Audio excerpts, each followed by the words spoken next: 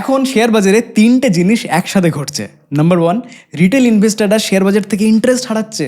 এখন শেয়ার বাজার নিয়ে সেরকমভাবে কথাবার্তা বলতে শোনা যাচ্ছে না। নাম্বার টু, এখনই শেয়ার বাজার বিনিয়োগের অপরচুনিটি সেটা আরও বেশি বেশি করে দেখা যাচ্ছে। নাম্বার থ্রি, ডোনাল্ড ট্রাম্পের ভাগ্য পরিবর্তন হচ্ছে। তো ডোনাল্ড ট্রাম্পের ভাগ্য কীভাবে পরিবর্তন হচ্ছে সেটা একবার আমি ডিসকাস করি।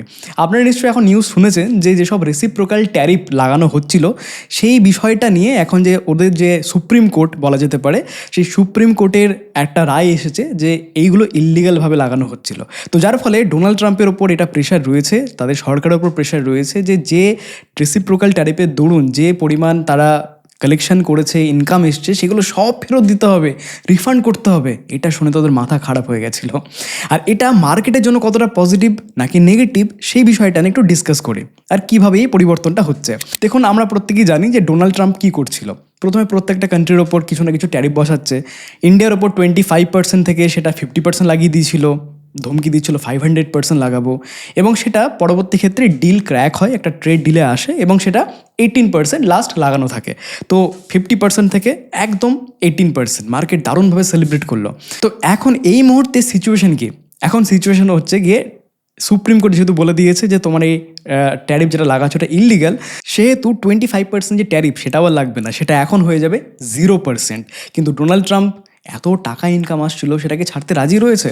না, ছাড়তে সে রাজি না। সেই কারণে সে বলছে যে আমি অ্যানালিস্ট বসিয়ে রেখেছি, তারা দিন রাত রিসার্চ করছে, দেখছে যে তারা আর কীরকমভাবে বিভিন্ন কান্ট্রির ওপর আরও এক্সট্রা ট্যারিফ আমরা যেন বসাতে পারি। অ্যাটলিস্ট 10% ট্যারিফ তো আমি বসাবই। তো এখন প্রশ্ন হচ্ছে গিয়ে যে একদিকে সুপ্রিম কোর্ট বলছে যে না, তুমি বসাতে পারবে না, ইল্লিগাল হয়ে গেছে, সুপ্রিম কোর্ট বলছে, আর সেটাকে তাকে রেসপেক্ট করতে হবে। কিন্তু তা সত্ত্বেও তাকে নিজের যে এক্সিকিউটিভ পাওয়ার, সেই এক্সিকিউটিভ পাওয়ার প্রতিফলন করতে হবে। সুপ্রিম কোর্টের কিছু নিয়ম রয়েছে, কিছু সেকশন রয়েছে, সেই সেকশন ওয়াইজ সব সেকশনে এক্সিকিউটিভ পাওয়ার সেটা এক্সিকিউট করতে পারবে না। কিন্তু কোন কোন সেকশনে পারবে, কোন কোন সেকশনে পারবে না, এবং কীভাবে এই তারা আরও বেশি করে কালেকশন করতে পারে ট্যারিফ। কেননা যদি ট্যারিফ 0 হয়ে যায় তাহলে বিভিন্ন কান্ট্রি, যেটার জন্য সে ভয় পাওয়াচ্ছিল প্রত্যেকটা কান্ট্রিকে, যে দেখো তোমার উপর আমি ট্যারিফ বসাবো, তুমি আমার যদি না কথা শোনো, আমার যদি ডলার না ইউজ করো, যদি আমার কাছ থেকে জিনিসপত্র না কেন, অন্য কারোর সাথে কেন, ট্যারিফ বসিয়ে দেবো। তো এই যে একটা ফিয়ার, এই ফিয়ারটা কান্ট্রির মধ্যে থাকবে না। সেটা ইউএসের জন্য ওর যে পজিশন তার জন্য, বা ওকে ছোট করা হবে, ওর এখানে রেসপেক্ট সেটা কিন্তু সে থাকবে না, পাবে না ওয়ার্ল্ড লেভেলে। তো যার ফলে ডোনাল্ড ট্রাম্পের এখন এমন অবস্থা হয়ে গেছে যে কোনো প্রকারণে তাকে ট্যারিফ আবার বসাতে হবে। সেই কারণে সব কিছু মাথাপিছু করছে। তো বেসিক্যালি এই বিষয়গুলো যদি একটু ভালো করে বুঝে নিই আমরা, তাহলে আমরা বুঝতে পারবো যে মার্কেটের উপর ইম্প্যাক্ট কী পড়তে চলেছে সামনের দিনে, যেটা আপনার ট্রেডিং করার জন্য বা ইনভেস্টমেন্ট করার জন্য ভীষণ জরুরি। কারণ এখনকার মার্কেট অনেকটাই জিও পলিটিক্যাল নিউজ ড্রিভেন হয়ে গেছে। সুতরাং প্রত্যেকটা নিউজ আপনাকে অবগত থাকতে হবে এই বিষয়টা নিয়ে। আর এই ধরনের ভালো মতো করে অ্যানালাইসিস করে আপনাদের সামনে রাখা আমার কর্তব্য। এখানে দেখুন 4টে সেকশন রয়েছে। সেকশন 201, সেকশন 232, সেকশন 301 এবং IEEPA। এটা যেটা লাস্টে যেটা সেকশন রয়েছে IEEPA, এটা সব থেকে ইম্পর্টেন্ট সেকশন। কেন? তার কারণ এই সেকশনের আন্ডারে মিস্টার ডোনাল্ড ট্রাম্প প্রেসিডেন্ট এত বেশি ট্যারিফ লাগাচ্ছিল প্রত্যেকটা কান্ট্রির ওপর, এবং যার থেকে $81.7 বিলিয়ন, যেটা 2025 যে ট্যারিফ কালেকশন হয়েছিল সেই কালেকশনের কথা বলা হচ্ছে। $81.7 বিলিয়ন এটা ইনকাম করেছে। বাকি যেসব সেকশনগুলো রয়েছে সেখান থেকে ইনকাম করেছে, বাট এই যে সেকশনটা রয়েছে এখানে $81.7 বিলিয়ন ইনকাম করেছে। এটা হিউজ ইনকাম। কীভাবে সেটা সম্ভব হলো? এই যে ট্যারিফ ওয়ার চলছিল, ট্যারিফ চমকাচ্ছিল, ধমকাচ্ছিল, ট্যারিফ লাগিয়ে দিচ্ছিল, ইন্ডিয়ার ওপর যেটা ট্যারিফ লাগিয়েছিল সেটা কিন্তু এই IEEPA এই সেকশনের অন্তর্গত। যাবতীয় যা কান্ট্রির ওপর ট্যারিফ লাগিয়েছিল সেগুলো ম্যাক্সিমামটাই এই IEEPA এই সেকশন অন্তর্গত। আর এই সেকশনটা নিয়েই সব থেকে ঝামেলা। সুপ্রিম কোর্ট বলেছে যে এই সেকশনটা তুমি যেভাবে লাগু করেছো, রেসিপ্রোকাল ট্যারিফ যে রকমভাবে লাগিয়েছো, দ্যাট ইজ ইল্লিগাল। সুতরাং এখান থেকে যা কালেকশন হয়েছে তোমার, মানে $81.7 বিলিয়ন, এগুলো সব রিটার্ন করতে হবে, সমস্ত রিটার্ন করতে হবে, সব রিফান্ড করতে হবে। শুধু তাই নয়, যেহেতু এই সেকশনটা ইল্লিগালভাবে লাগানো হয়েছে, তো এখন এই মুহূর্তে 0% ট্যারিফ এখন অবধি চলছে। বাট ডোনাল্ড ট্রাম্প বলছে যে সেটা আমরা বাড়াবো, সেটা পরের ব্যাপার, এটা নিয়ে আসছি। বাট এখন অবধি সেটা 0 হয়ে গেছে। তার কারণ বাকি যে কান্ট্রিগুলো রয়েছে তারা তো এবার এর কাছে চাইবে যে যা সব কালেকশন তুমি করেছো আমার কাছ থেকে, তোমাদের তো সুপ্রিম কোর্ট বলে দিয়েছে ইল্লিগাল, টাকা ফেরত দাও। তাকে টাকা ফেরত দিতে হবে। এত টাকা, হিউজ পরিমাণে একটা টাকা যদি তাকে ফেরত দিতে হয়, তাহলে অবভিয়াসলি তাদের ইকোনমি একটা প্রবলেম সৃষ্টি করবে। তো সেটা সে হতে চাইবে না, সেই কারণে এখন ডোনাল্ড ট্রাম্পের বেসিক্যালি মাথা খারাপ হয়েছে কী করে কী করবে সে। তো এই সেকশনটা যেটা রয়েছে সেটা দেখুন, চায়না আর হংকং থেকেও $37.9 বিলিয়ন এরা কালেকশন করেছে। এখান থেকে রেসিপ্রোকাল ট্যারিফ যে কান্ট্রিগুলো রয়েছে সেখান থেকে 81.7, যার মধ্যে ইন্ডিয়া রয়েছে, ঠিক আছে। বাকি আরও মেক্সিকো থেকে, কানাডা থেকে, ব্রাজিল থেকে, ইন্ডিয়া থেকে $2 বিলিয়ন এখান থেকে শুদ্ধ সে কালেকশন করেছে। কিন্তু এখানে সবথেকে ইম্পর্টেন্ট বিষয় যে সেকশন 301, সেকশন 232 এবং সেকশন 201, এই সেকশনগুলোর মধ্যে এই যে সেকশনটা রয়েছে সেকশন 301, এই সেকশনে এক্সিকিউটিভ অর্ডার সে পাস করতে পারে। মানে এখানে সুপ্রিম কোর্ট কি বলছে না বলছে তাতে তার কোনো যায় আসে না। সেখানে সুপ্রিম কোর্টের যে যা কিছু সে ভার্ডিক্ট দেবে সেটা সে খারিজ করে দিতে পারে। অ্যাজ এ প্রেসিডেন্সিয়াল পাওয়ার রয়েছে এই সেকশন 301। এখানে অ্যান্টি ডাম্পিং যেটা আছে সেই সেকশনটা এখানে লাগু হচ্ছে। তো যে কারণে ডোনাল্ড ট্রাম্প এখন কি করছে, প্রত্যেকটা অ্যানালিস্টকে বসিয়ে রেখেছে, যে বলছে যে ভাই তোমরা রিসার্চ করো, আমি জানি না বাট আমি প্রত্যেকটা কান্ট্রির ওপর যেন মিনিমাম 10% ট্যারিফ লাগাতে পারি। সেই কারণেই প্রেসিডেন্ট ডোনাল্ড ট্রাম্প বলছে যে ট্যারিফ জিরো হয়ে গেছে বলে আনন্দ করার কিছু নেই, সামনের দিনে আবারও আমরা ট্যারিফ লাগাবো, সেই কারণে এখন আমরা প্ল্যানিং করছি। তো যাই হোক, এই যে ট্যারিফ থেকে ইনকামটা কত এসছে সেই ইনকামটা এবার আপনাকে দেখায়। দেখুন এখানে IEEPA ট্যারিফ এখান থেকে $134 বিলিয়ন কালেকশন করেছিল, বিরাট কালেকশন করেছিল। কিন্তু সেই হিসেবে সেকশন 232 ট্যারিফ যেটা সেটা $49, যেখানে এই যে সেকশনটা রয়েছে এই সেকশনে তার পাওয়ার রয়েছে, কিন্তু এই যে সেকশনটা রয়েছে এখানে তার পাওয়ার নেই, সুপ্রিম কোর্টের কথা মেনে চলতে হবে। আর সুপ্রিম কোর্ট এখনই ডিক্লেয়ার করে দিয়েছে যেটা ইললিগ্যাল, ঠিক আছে। তো এই সেকশনটাকে কাজে লাগানোর জন্য সে দেখছে সেকশন 232 ট্যারিফ, এই সেকশনটা সামনের দিন আপনি নিউজও অনেক দেখতে চলেছেন, ঠিক আছে। সো এতদূর অবধি এই ঘটনা চলছে। এখন মার্কেটের জন্য এটা কতটা কি পজিটিভ বা নেগেটিভ, দেখুন এখানে একটা বিষয় রয়েছে। গতকালকে যখন এই ধরনের নিউজ আমাদের সামনে আসলো তখন ডোনাল্ড ট্রাম্পের মাথায় বাজ পড়েছে। সে সঙ্গে সঙ্গে একটা নতুন অ্যানাউন্সমেন্ট করে দিল যে 10% ট্যারিফ প্রত্যেকটা কান্ট্রির উপর লাগানো হবে, যাতে রেসিপ্রোকাল ট্যারিফ জিরো হয়ে গেছে। Today I will sign an order to impose a 10% global tariff under Section 122 over and above our normal tariffs already being charged. তো এই 10% যেটা সেটা ওই সেকশন 232 ট্যারিফের আন্ডারেই তারা পড়ছে, ঠিক আছে। এবার এই যে 10% ট্যারিফ লাগানো হচ্ছে, সেই 10% ট্যারিফটাও কিন্তু একটা লিমিটেড টাইম পিরিয়ড অবধি। এটা খুব ইন্টারেস্টিং। তার কারণ কি, এখানে একটা আপনাকে ডেটা দেখায় যেখানে বলছে যে 150 দিন অবধি এই যে প্রেসিডেন্টের যে পাওয়ার, যে এই ট্যারিফ লাগানো 10% যেটা বলছে সেটা সে লাগিয়ে রাখতে পারে। কিন্তু এর থেকে যদি কন্টিনিউ করতে হয় তাহলে আবার কংগ্রেস যারা রয়েছে, মানে তার যারা এগেনস্টে রয়েছে তাদের সাথে আবারও তাদের ভোটিং নিতে হবে, তাদের এগ্রিমেন্ট লাগবে বা তারা এগ্রি করো বিষয়টা, তবেই এটা কন্টিনিউ লাগতে পারে। নয়তো 150 দিন পর, 150 দিন পর এটা আবার ল্যাপস করে যাবে বা এটা আর কি সে লাগাতে পারবে না। তো 150 দিন অবধি এই 10% ট্যারিফ সে লাগিয়ে রাখতে পারবে। তো এটা যাতে কন্টিনিউ করতে পারে তার জন্য ভোটিং দরকার, আর ভোটিংয়ে তো অলরেডি তার এগেনস্টই ভোট হচ্ছে, যে কারণে সুপ্রিম কোর্টে সে হেরে গেছে, তাই না। তো যার ফলে আপাত দৃষ্টিতে শর্ট টার্ম বেসিসে যদি দেখা যায় তাহলে আমাদের ইন্ডিয়ার ওপর আগে ছিল 25 থেকে 50%, সেখান থেকে এক ঝটকা কমে 18% হয়েছে, এবং এখন এই মুহূর্তে বলা হচ্ছে যে 10% লাগু হবে। 10% মানে আবার 8% ডিসকাউন্ট ট্যারিফের উপর, এবং সেটা যদি 150 দিন পর কন্টিনিউ না হয় তাহলে সেটা জিরো হয়ে যাবে। যেটা আগে ছিল 3 থেকে 4%, সেরকমই একটা হবে আর কি। মানে আগে যে সিচুয়েশন ছিল ডোনাল্ড ট্রাম্প আসার আগে, ঠিক সেই ধরনের সিচুয়েশন, সেই ধরনের ট্যারিফ আমরা আবারও সেখানে দেখতে চলেছি। তো যার ফলে এটা ইন্ডিয়ান মার্কেটের জন্য ভীষণই পজিটিভ। আগে যখন 50% থেকে 18% করে দিয়েছিল তখনই মার্কেট খুব সেলিব্রেট করেছিল। তো এখন ক্যালকুলেশন অনুযায়ী আপনাকে একদম ক্লিয়ার করে দিলাম যে আগামী 150 দিন অবধি 10%, সেটাও তো 8% ডিসকাউন্ট। কিন্তু সেটা যদি কন্টিনিউ না করতে পারে তাহলে আবার ডোনাল্ড ট্রাম্পের আগে যেরকমভাবে ট্যারিফ লাগতো ওই 0 থেকে 3-5% মতো, সেই রকমই লাগবে, মানে আরও ডিসকাউন্ট আমরা পেতে চলেছি। তো মার্কেটের আগে কিন্তু খুব ভালো করে সেলিব্রেট করবে। তো আশা করছি পুরো বিষয়টা আপনাকে বোঝাতে পারলাম। দেখুন শেয়ার বাজারে না যখন আপনি বিনিয়োগ করবেন বা ট্রেড করবেন, যাই করুন না কেন, এখন জিওপলিটিক্যালের ওপর ভীষণভাবে ডিপেন্ডেন্ট হয়ে গেছে আমাদের মার্কেট। যে কোনো নিউজের জন্য মার্কেট খুব সেটাকে সেলিব্রেট করছে বা সেটাকে ভীষণভাবে সেল অফ করছে। তো প্রত্যেকটা নিউজের ওপর আমাদেরকে খেয়াল রাখতে হবে। তো এই সব যে বিষয়গুলো আপনাকে আলোচনা করলাম, একটু বোরিং, খারাপ লাগার, মানে খুব একটা আপনাকে ইন্টারেস্টিং লাগবে না, জিওপলিটিক্যাল ব্যাপার, নিউজ টিউজ ভালো লাগছে না, কিন্তু এই জিনিসগুলোই মার্কেটকে ড্রাইভ করছে। তো যার ফলে অ্যাজ এ অ্যানালিস্ট আপনার ট্রেডার হন বা ইনভেস্টর হন, এই বিষয়গুলো খুব ভালো মতো করে আপনাকে লক্ষ্য রাখতে হবে যে কোন দিকে জল গড়াচ্ছে, কোন কোন জিনিসগুলো মার্কেটের জন্য সেলিব্রেটের দিকে যাচ্ছে। ঠিক আছে, তো আশা করছি আপনাকে বোঝাতে পারলাম, যে কারণে আগে থেকে আপনি পজিশন নিতে পারবেন বা আগে থেকে আপনি সিদ্ধান্ত নিতে আর কি সুবিধা হয়ে যাবে আপনার। সেই জন্যই আমি একটু বোরিং, কিন্তু তাও আমি এতটা সময় নিয়ে এই বিষয় নিয়ে আলোচনা করলাম। কিন্তু এবারে যে আলোচনাটা আমি করতে চলেছি সেটা মোস্ট ফেভারিট পার্ট।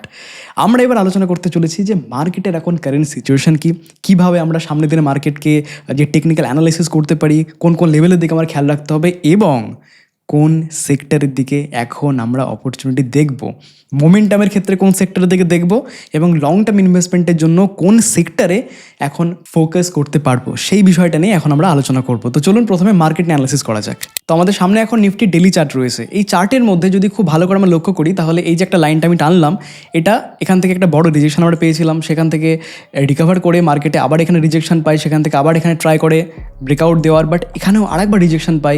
মানে এখান থেকে জাস্ট আমি যদি বলি তাহলে নভেম্বর থেকে এখন অবধি এটা থার্ড টাইম যেটা 3 বার একই লেভেলকে ব্রেক আউট দেওয়ার চেষ্টা করেছে market. That is very positive signal, কেননা বারবার একই জায়গায় আঘাত করলে সেটা অনেকটা ভঙ্গুর হয়ে যায়। আপনি দেখবেন অনেক সময় যখন ব্রেকআউট দেয়, তখন যদি বারবার একই লেভেলে আমরা দেখি যে বায়েরা সেই লেভেলে ক্রস করার জন্য চেষ্টা করছে, তাহলে এক সময় সেলাররা ডিফিট হয়ে যায়, বায়াররা সেখানে উইন হয়। আর সেই রকমই সিচুয়েশান এখন সেটা দেখতে পাচ্ছি। তো আবারও এটা কনসলিডেট তো করে, কারেকশন চলে আসে এখানে, কিন্তু যখন আবার সেই 50% থেকে 18%-এর ট্যারিফ আমরা নিউজ পেলাম, তখন দেখলাম যে বিরাট বড় গ্যাপ আপ ওপেনিং, প্রায় 4-5% গ্যাপ আপ ওপেনিং হয়ে যায়, এবং সেই একই লেভেলে, একই লাইনে, একই দাগে সেখান থেকে আবারও সেল অফ আমরা দেখি।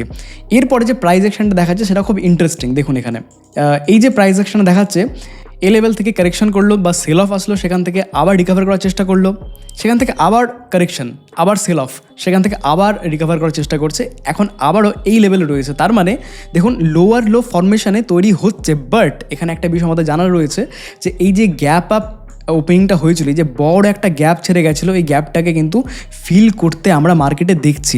কিন্তু আমাদেরকে এখানে সবথেকে ইম্পর্টেন্ট যে লেভেল, সেই লেভেলটা কি? সেই লেভেলটা হচ্ছে যে এই যে বড় রেড ক্যান্ডেল, এই রেড ক্যান্ডেলের অর্ধেকটা যদি আমি এই লেভেলটা টানি, আমি যেখানে একবার কারেকশন করেছিল, সেই লেভেলটাকে যদি ক্রস করে, মানে এখানে যদি আমি এক্স্যাক্টলি বলি তাহলে 26,000 লেভেলের ওপরে যদি একটা গ্রিন ক্যান্ডেল ক্লোজ দেয় ডেলি বেসিসে, তাহলে অনেক হাই চান্স সেখানে তৈরি হয় যেখানে বায়াররা সেলারদেরকে ডিফিট করতে পারে।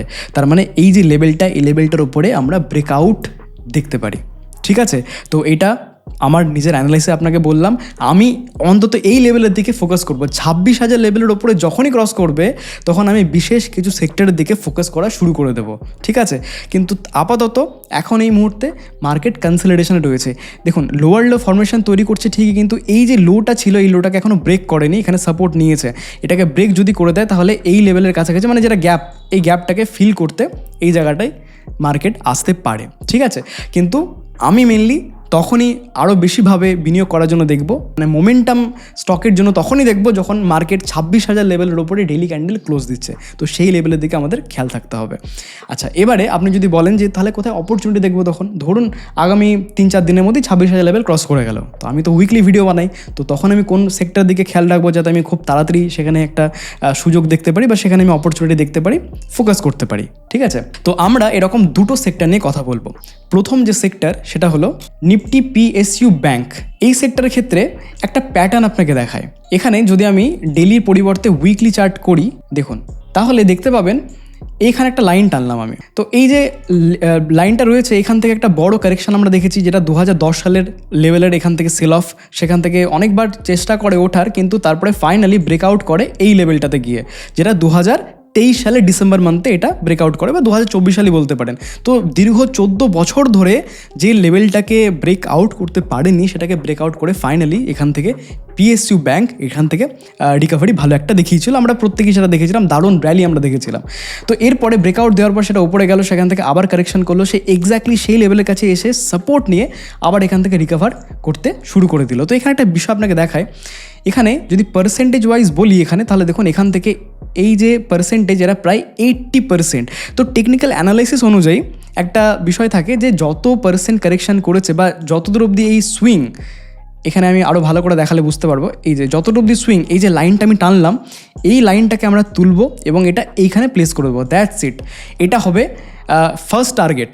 এটা অলরেডি আমরা অ্যাচিভ হতে দেখতে পাচ্ছি এই সপ্তাহে, ঠিক আছে। কিন্তু সেকেন্ড টার্গেটের জন্য এটা বলে, টেকনিক্যাল অ্যানালিসিস বলে যে যতটা পরিমাণে এই যে রাউন্ডিং বটম এখানে যতটা পরিমাণে আমরা দেখব তার ডাবল নাকি, টেকনিক্যাল অ্যানালিসিস বলে যে ডাবল নাকি এর মোমেন্টাম আমরা দেখতে পারি বা সেক্টরের মোমেন্টাম আমরা দেখতে পারি। তাহলে এর যদি ডাবল করা হয় তার মানে এখান থেকে আমাদেরকে এটা তুলে আমরা যদি এখানে লাগিয়ে দিই এটা, তার মানে এই লেভেল 14,000 লেভেল টেকনিক্যাল অ্যানালাইসিস অনুযায়ী আমাদেরকে এখানে একটা দেখাচ্ছে যে টার্গেট, ঠিক আছে। আচ্ছা, এরই সঙ্গে আরও একটা বিষয় আপনাকে দেখাই। দেখুন এখানে কি একটা সুইং মনে হচ্ছে না? এই যে দেখুন, ঠিক যেরকমভাবে আমরা দেখলাম এই যে রাউন্ডিং বটম, ঠিক সেরকমভাবে এখানে সুইং মনে হচ্ছে না? তাহলে এক্স্যাক্টলি সেরকমভাবে আমরা যদি এই লেভেলটাকে দেখি তাহলে এটার যে ডাবল, মানে এটাকে আমি তুললাম দিয়ে এখানে লাগালাম এবং এটার যে ডাবল মানে এই জায়গাটা প্রায় 13,000 লেভেল। তাহলে এটা হচ্ছে গিয়ে তার লেভেল, ঠিক আছে। তাহলে 13,000 থেকে 14,000 লেভেল অবধি এই সেক্টরের নিফটি পিএসইউ ব্যাংক এইটার আরও আমরা মোমেন্টাম দেখতে পারি, কারেক্ট। তাহলে সুইং ট্রেডিংয়ের এখানে একটা ভালো অপরচুনিটি আমরা দেখতে পারি। যদি মার্কেট 26,000 লেভেল ক্রস করে যায় তাহলে এই ধরনের এই সেক্টর দিকে আমি ফোকাস করতে পারি, কেননা এই সেক্টরের মধ্যে মোমেন্টাম রয়েছে। এবারে এরকম ধরনের আরও একটা সেক্টর নিয়ে আলোচনা করি, সেটা হলো নিফটি কমোডিটি। তো নিফটি কমোডিটি চার্ট আমরা এখন দেখছি।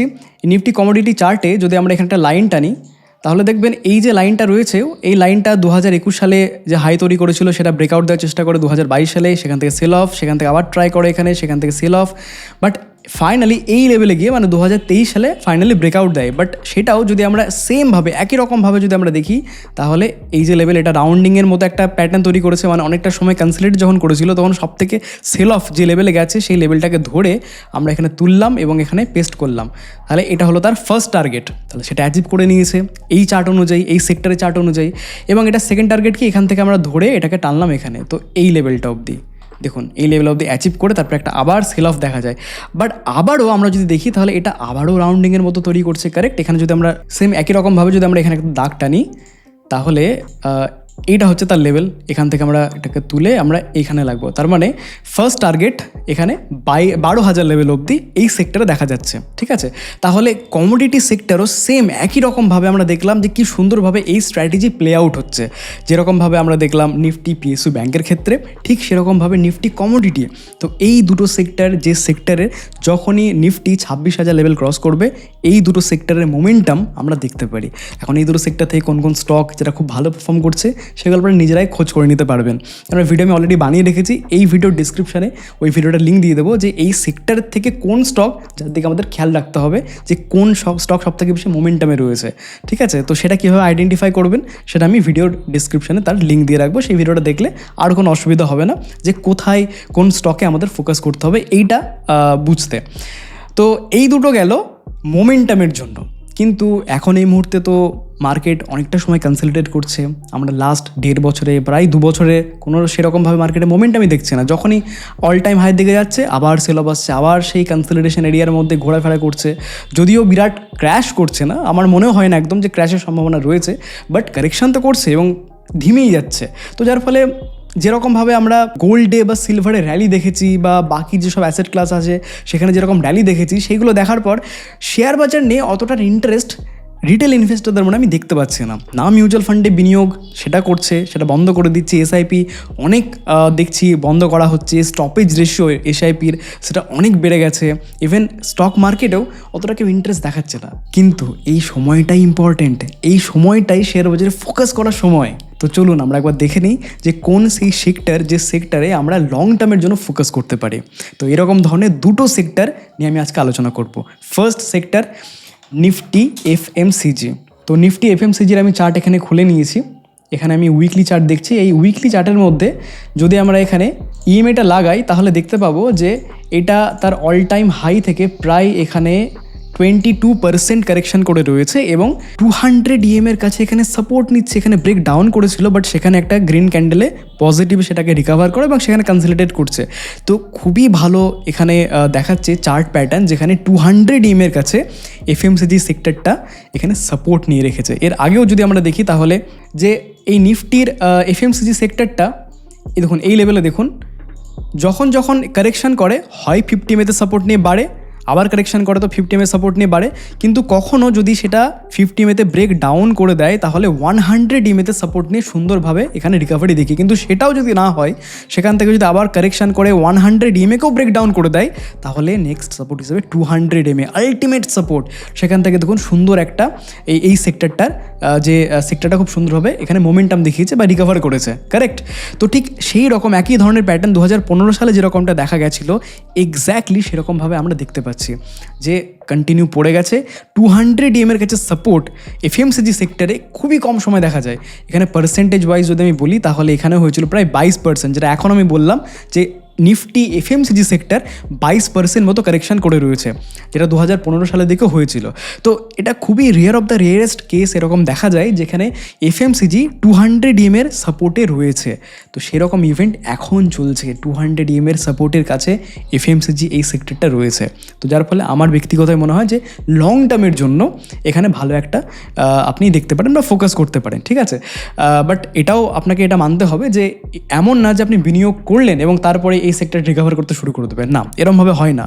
হতেই পারে বা নাও হতে পারে, কিন্তু যেহেতু লং টার্মের জন্য সেহেতু আপনাকে টাইম দিতে হবে। মিনিমাম আপনাকে 3 বছরের সময়সীমা মাথায় রাখতে হবে, সেইভাবে আপনাকে বিনিয়োগ করতে হবে। তো as a SEBI registered research analyst আমি প্রত্যেকটা রিস্ক সম্পর্কে, রিওয়ার্ড সম্পর্কে সমস্ত কিছু অ্যানালাইসিস করে আপনাদের সামনে রাখছি। কোনো রকমভাবে আপনাকে রিকমেন্ড করছি না, আপনাকে আমি কনসেপ্ট বোঝানোর চেষ্টা করছি এবং সেই কারণে সেক্টর নিয়ে আলোচনা করছি, ঠিক আছে। তো এই সেক্টর থেকে আপনি দেখতে পারেন যে কোথায় কোন স্টক আপনি ফোকাস করতে পারেন। সেই বিষয় নিয়ে অলরেডি আমি ভিডিও বানিয়ে রেখেছি, তো নতুন করে সেই বিষয় নিয়ে আমি আলোচনা করছি না। বাট কোন সেক্টরে এখন ফোকাস করতে হবে, টাকা কোথা থেকে কোন সেক্টরের দিকে যাচ্ছে, সেইগুলোর জন্যই আমি এই ভিডিওটা বানাচ্ছি আর কি, কোথায় সুযোগ রয়েছে বলে। বেশ, তো আরও একটা সেক্টর যেখানে এই ইএমের একটা কনসেপ্ট এখানে চলছে, সেটা হচ্ছে নিফটি আইটি সেক্টর। এটা নিয়ে খুবই চর্চা হচ্ছে, কেননা লাস্ট আমি একটা ভিডিও বানিয়েছিলাম, সেখানে আপনাদেরকে আমি জানিয়েছিলাম লাস্ট ভিডিওতে, সেটা ভালো করে আপনি দেখলে বুঝতে পারবেন যে নিফটি আইটির মধ্যে কী হচ্ছে এবং সামনের দিনে কী কী হওয়ার সম্ভাবনা রয়েছে, কোন কোন পয়েন্টসের দিকে আপনাদের খেয়াল রাখতে হবে। তো এখানে যদি আমি পার্সেন্টেজ ওয়াইজ বলি তাহলে অল টাইম হাই থেকে এখন অবধি প্রায় 30% নিফটি আইটি সেক্টর কারেকশন করে গেছে। এবং এটা দেখুন 200 EMA যেটা ছিল, যেখান থেকে ম্যাক্সিমাম সময় সাপোর্ট নিয়ে আবার রিকভার করে, এর আগেও আমরা অনেকবার দেখেছি, কিন্তু এই মুহূর্তে 200 EMA সেটাকেও ব্রেক ডাউন করে দিয়েছে। এর আগেও সাপোর্ট নিয়ে বেড়েছিল, তার আগেও সাপোর্ট নিয়ে বেড়েছিল, বাট যেটা আমি বললাম যে বারবার যদি কোনো একটা জায়গায় এখানে যেরকম বায়াররা ট্রাই করছে এখানে আবার হায়ার লেভেলসে নিয়ে যাওয়ার, সাপোর্ট নিয়ে এটা এখান থেকে রিকভার করার, বাট সেখানে ফেল হচ্ছে, সেলাররা হাবি হয়ে গেল, সেলাররা এখানে কন্টিনিউ সেলিং আসলো বিকজ অফ এআই। তো যে কারণে এই সেল অফটা আমরা ভীষণভাবে ফাস্ট দেখছি, ঠিক সেরকমভাবে এখানে সেলাররা এখন উইন হয়েছে। তো এই মুহূর্তে যদি আমি নিফটি আইটির কথা বলি তাহলে এক তো হচ্ছে গিয়ে আপনাকে ফোকাস করতে হবে যেসব কোম্পানিগুলো রয়েছে সেগুলো, যেসব এআই তারা ইন্টিগ্রেট করছে কীরকমভাবে, যারা যারা এআইয়ের সাথে ইন্টিগ্রেট করতে পারবে না তারা কম্পিটিশন থেকে বেরিয়ে যাবে, তাদের আর্নিংস ভিজিবিলিটি আমরা ভালো দেখতে পাবো না, এবং মার্কেটেও আর্নিংসের জন্য ওয়েট করছে। আর্নিং ভিজিবিলিটি আমরা তখনই দেখতে পাবো যখন তারা এআইকে অ্যাডপ্ট করবে, হয় তারা অর্গ্যানিকভাবে করুক বা ইনঅর্গ্যানিকভাবে করুক, কিন্তু এআইকে অ্যাডপ্ট করতে হবে। লাস্ট ভিডিওটা দেখলে পুরো বিষয়টা আপনি কনসেপ্ট আপনার ক্লিয়ার হয়ে যাবে। তো এখন যেরকম আমরা নিউজ পেতে শুরু করে দিয়েছি যে ইনফোসিস অ্যানথ্রোপিকের সাথে টাই আপ করতে চলেছে, চ্যাটজিপিটির সাথে টাই আপ করছে, কেউ জেমিনি এআইয়ের সাথে টাই আপ করতে হবে, কিছু করার নেই। তো এই নিউজগুলো যখন দেখতে পাবো এবং তারপর দেখবো তাদের সেলস গ্রোথ কীরকম হচ্ছে, আর্নিং গ্রোথ কীরকম হচ্ছে, আমি জানি যদি আপনি এমপ্লয়ি হন তাহলে সেক্ষেত্রে খুব একটা ভয়ের একটা ব্যাপার রয়েছে যে ওখান থেকে হয়তো তারা লে অফ করছে যেরকমভাবে, বাট সিচুয়েশন এইরকম, এআই যদি চলে আসে তাহলে তারা লে অফ করতে বাধ্য, কস্টিং তাদেরকে কম দিতে হবে কাস্টমারদেরকে, ক্লায়েন্টদেরকে, নইলে তারা প্রজেক্টই পাবে না, প্রজেক্ট না পেলে আর্নিংস গ্রোথ দেখাতে পারবে না। সো আমাদেরকে দেখতে হবে এই বিষয়টা প্লে আউট কী করে সামনের দিনে করছে। তো মার্কেটও, নিফটি আইটিও এই নিউজটার জন্য ওয়েট করছে যে আর্নিং ভিজিবিলিটি কীরকম দেখতে পারি আমরা। তো এই মুহূর্তে আমারও সেই একই রকমই মনে হয় যে যতক্ষণ আর্নিং ভিজিবিলিটি ভালো আসবে নিফটি আইটি খুব তাড়াতাড়ি রিকভার করার চান্সেস সেরকম নেই। তাহলে আপনি বলবেন যদি নিফটি আইটি রিকভার না করে তাহলে মার্কেটও রিকভার করবে না, তা কিন্তু সেরকমভাবে সবসময় সত্যি হয় না। নিফটি আইটি আমার এখানে বক্তব্য যেটা সেটা হচ্ছে নিফটি আইটি এখান থেকে বিরাট বড় পড়বে না, বাট এখান থেকে কনসলিডেট করবে, ওয়েট করবে আর্নিং ভিজিবিলিটির জন্য, ওয়েট করবে তারা এআইকে কীরকমভাবে অ্যাডাপ্ট করছে তার জন্য। তো এই মুহূর্তে যদি আমি এখানে আপনাকে আমি মান্থলি চার্ট দেখাই এবং সেম ইএমএ লাগিয়ে রাখি 50, 100 এবং 200, তাহলে দেখবেন এর আগেও যখন যখন মার্কেটে এই নিফটি আইটি ক্র্যাশ করেছিল বা নিচে পড়েছিল 100 ইএমএতে সাপোর্ট নিয়ে আবার সুন্দরভাবে রিকভার করে, সেখান থেকে কারেকশন হয়, 50 ইএমএতে সাপোর্ট নিয়ে আবার রিকভার করে, সেখান থেকে যখনই কারেকশন করে 50 ইএমএতে বারবার সাপোর্ট নিয়ে এটা রিকভার করে, কিন্তু যখন 50 ইএমএতে ব্রেক ডাউন করে দেয় তখন নেক্সট সাপোর্ট 100 ইএমএ। তো এটা যদি আমি পার্সেন্টেজ ওয়াইজ বলি তাহলে এখান থেকে প্রায় এটা 10% থেকে 11% দেখাচ্ছে। তো 10-11% অবধি নিফটি আইটির মধ্যে কারেকশন, সেটা আমি এক্সপেক্ট করছি, এটা আমার নিজের অ্যানালাইসিস, আমি ভুলও হতে পারি, বাট আমি এটা এক্সপেক্ট করছি। এবং তারপরে কনসলিডেট করতে পারে, মানে এমন না জাস্ট এখানে টাচ করলো রিকভার করতে শুরু করে দিল, এরকমভাবে হবে না। আমার মনে হচ্ছে এখানে কনসলিডেট করবে, একটু বাড়বে আবার কমবে, বাড়বে এরকমভাবে কমবে, এইভাবে যেতে পারে। বাট যেহেতু ব্যাংকিং সেক্টরের জন্য বা ফাইন্যান্স যদি আপনি দেখেন স্টকসগুলো বা কোম্পানিজগুলো, ব্যাংকস জাতীয় যেসব কোম্পানিগুলো, তার কিন্তু খুব ভালো আর্নিং ভিজিবিলিটি দেখাচ্ছে, ভালো পারফর্ম করছে, সেইটা কিন্তু নিফটিকে সাপোর্ট দিচ্ছে অনেক রকমভাবে। তো এবং কমোডিটি আপনাকে আমি বললাম যে কমোডিটিও খুব ভালো মতো সাপোর্ট দিচ্ছে, যার মধ্যে পাওয়ার রয়েছে, অয়েল অ্যান্ড গ্যাস রয়েছে, যারা নিফটির মধ্যে একটা ভালো অংশ রয়েছে পার্সেন্টেজ ওয়াইজ। তো যার ফলে নিফটিকে সাপোর্ট দেওয়ার মতো বেশ ভালো স্ট্রং সেক্টর রয়েছে। একমাত্র নিফটি আইটি যারা নিফটিকে ড্র্যাগ ডাউন করছে। তো দেখা যাক নিফটি আইটি যদি এই লেভেলে এসে সাপোর্ট নিয়ে রিকভার করার একটু চেষ্টা করে তাহলে সেটা মার্কেটের জন্য অ্যাডেড অ্যাডভান্টেজ, ঠিক আছে। তো এই মুহূর্তে আমি এই লেভেলের জন্য ওয়েট করব, নিফটি আইটির 100 ডিএমের কাছে আসার জন্য আমি ওয়েট করব। সেই লেভেলে তো যদি পাই আমি, তাহলে নিফটি আইটির মধ্যে আমি তখন বিনিয়োগ করার জন্য দেখব, আমি পার্সোনালি দেখব, কোনো রকম রিকমেন্ডেশন না, বাট এরকমভাবে আমি আমার নিজের যে ইনভেস্টমেন্ট সেটাকে প্ল্যান করছি। আপনি কীরকমভাবে প্ল্যান করছেন, এই মুহূর্তে আপনার মার্কেট নিয়ে কি মতামত, মার্কেটকে এখান থেকে রিকভার করতে পারে, কোন লেভেলের দিকে আমাদের খেয়াল রাখতে হবে? আমি যেরকম বললাম যে 26,000 লেভেলের উপরে গেলে মোমেন্টামের জন্য মার্কেট তৈরি হয়ে যাবে। তো যার ফলে সেই সময় দুটো সেক্টর, পিএসইউ ব্যাংক এবং নিফটি কমোডিটি সেক্টর, কেন, কী কারণে, কী অ্যানালাইসিস, কী চার্ট স্ট্রাকচার রয়েছে, সব কিছু আপনার সাথে ডিসকাস করলাম। এবং লং টার্মের জন্য দুটো সেক্টর, এফএমসিজি এবং তার সাথে নিফটি আইটি একটা নির্দিষ্ট আমি লেভেল যেটা 100 ইএমএতে সাপোর্ট, মান্থলি চার্টে যেটা দেখালাম সেরকমভাবে আমি প্ল্যান করছি। তো আশা করছি সমস্ত কিছু আজকে আমি কভার করেছি, মার্কেট নিয়ে অ্যানালাইসিস, সেক্টর নিয়ে অ্যানালাইসিস এবং নিউজ, সমস্ত কিছু। যদি ভালো লেগে থাকে আজকের কন্টেন্ট, যদি ভালো লেগে থাকে আজকের ইনফরমেশন, তাহলে অবশ্যই ভিডিওটাকে লাইক করবেন। আর মার্কেট রিলেটেড এই ধরনের আপডেট, এই ধরনের অ্যানালাইসিস পাওয়ার জন্য যদি আপনি এখন অবধি সাবস্ক্রাইব করে না থাকেন, এক্ষুনি সাবস্ক্রাইব করে দিন এবং পাশের বেল বাটনটা অবশ্যই প্রেস করে রাখবেন, যাতে যখন আমি ভিডিও আপলোড করব আপনার কাছে সেই নোটিফিকেশান পৌঁছে যায় আর সেই ভিডিওটা মিস না হয়। কেননা মার্কেটে এখন দারুণ অপরচুনিটি রয়েছে, মার্কেটে ফোকাস করার সময় এখন খুবই ভালো। দেখা হচ্ছে আরও একটা নতুন ভিডিওতে, সবাই খুব ভালো থাকবেন, সুস্থ থাকবেন, নমস্কার।